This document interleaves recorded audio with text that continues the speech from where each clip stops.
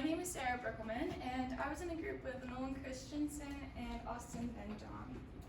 And so today I'm going to be informing you guys about carpal tunnel syndrome, which is what we suspect that your family member is suffering from at the moment, but we don't know that for sure. So we're going to have to run some extra tests to find that out and confirm this. So if you guys have any questions along the way, feel free to interrupt me and ask, and I'll try to answer them as best as I can. So carpal tunnel syndrome is characterized by weakness, numbness, or tingling, which is caused by a pinched nerve in your wrist. It is a progressive condition, and what this means is that it gets worse over time if it is not treated. So while it does occur in both men and women, it is 3 times more common in women, and the reason for this is because anatomically women have smaller wrists than men, and so you can imagine that there's less room in their wrist for all those nerves and ligaments and tendons. We also see this condition often in pregnant women, as they're more prone to having a buildup of extra fluids in their body due to different hormone changes that are going on. And so this can lead to a lot of swelling either in their hands or in their legs and their feet. And so if there's a lot of swelling in their hands, there's going to be a lot more pressure up against those nerves in your wrist. So in order for you guys to get a better understanding of what I'm talking about, this is a picture of your arm. And as you can see, there are 3 major nerves that are running down the length of your arm: your median, your ulnar, and your radial. So carpal tunnel syndrome is caused by the pinching of the median nerve specifically, and that is the one that goes all along the top side of your arm, along the thumb side, and it runs all the way down through your wrist and branches off into parts of your hand at the end. So as you can see, the median nerve runs through the transverse carpal ligament. And what your carpal tunnel is it's a narrow passageway in your wrist, right in the inside here. And it's made up of all those little tendons that connect to your fingers and allow them to move. And so we see tingling, numbness, and weakness in the thumb, pointer, middle, and part of the ring finger when that median nerve is pinched. And so as you can see there. If left untreated, carpal tunnel can lead to further complications such as atrophy in the hands, particularly in the thumb region, right in this meaty area. Your tissue will start to die off and kind of, I guess you could say, disintegrate and waste away. And this cannot be reversed, so that's why it's really important that carpal tunnel is treated as soon as possible.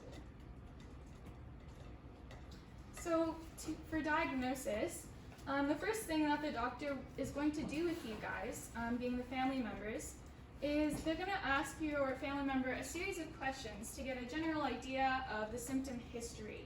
So when did the pain start? What kind of daily activities does your family member do on a regular basis? Is the pain constant? Is there things that triggered the pain? And do they have a history of wrist surgery, or are they diabetic? These are all risk factors that can play into having carpal tunnel. And so by asking these questions, we can get a more general idea of when it started and how it started. Some of the tests that we're going to be going over with your family member is a range of motion tests. One of them being the phalanx test, which is when we ask your family member to flex their wrist, kind of like they're praying, for 60 seconds, and what we're looking for is if they can do this. Is there pain when they do it? Does the pain shoot up their arm? Does it stay in their wrist? What is the mobility of the wrist? Can they move it around? And the other one is the Tunnel's test, which is when we're going to take their wrist and we're going to lightly palpate it with our fingers. And again, we're just looking for those symptoms like tingling, numbness, and weakness.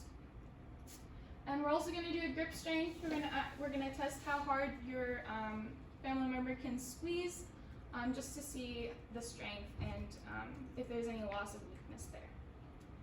And lastly, we're going to do, or the doctor might recommend doing a needle electromyography, or an EMG. And so this is when we take a very, very small needle and we insert it into the surrounding muscles, either around your hand or in your arm here. And this is a test that looks for the electrical impulses of your nerves. And so it's looking to see if your nerves are sending the right messages to your muscles.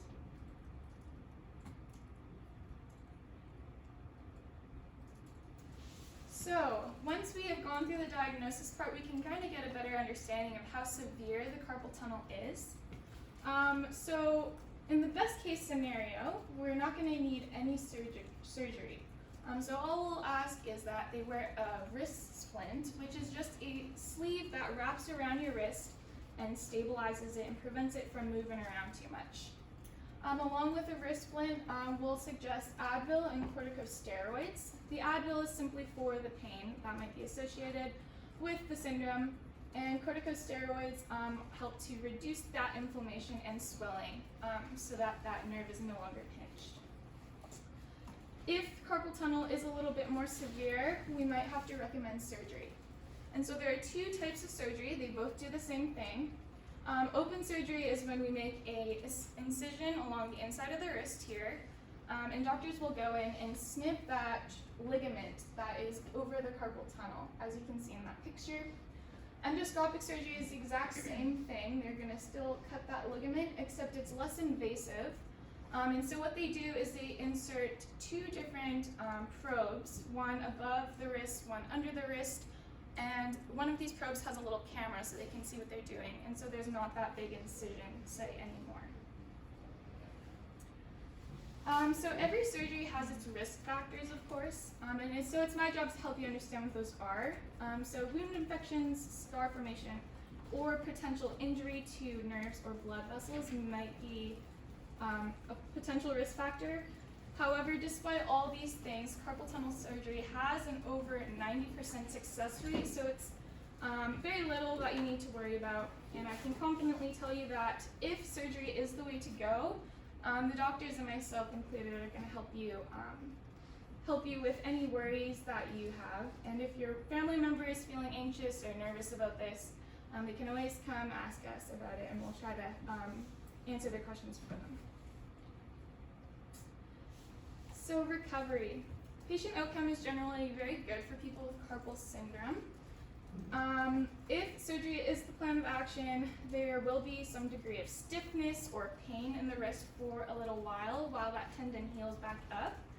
And so we recommend that your loved one continues to wear a splint to keep the wrist stabilized while it heals.